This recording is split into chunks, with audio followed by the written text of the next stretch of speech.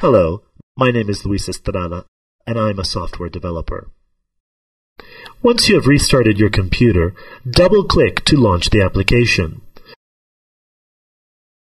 Some components previously installed for Internet Explorer 7 might not be yet compatible with Explorer 8, and they should be updated. In this screen, for example, we see an alert warning about the Skype add-on. We can either enable or disable it. Notice that enabling it might cause problems for the browser. We can also press the Check for Updates button to search updates for this particular extension.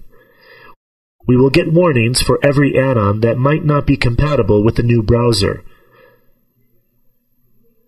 This screen presents a new characteristic of Explorer 8 that provides suggestions for new sites based on the history of websites that we have visited.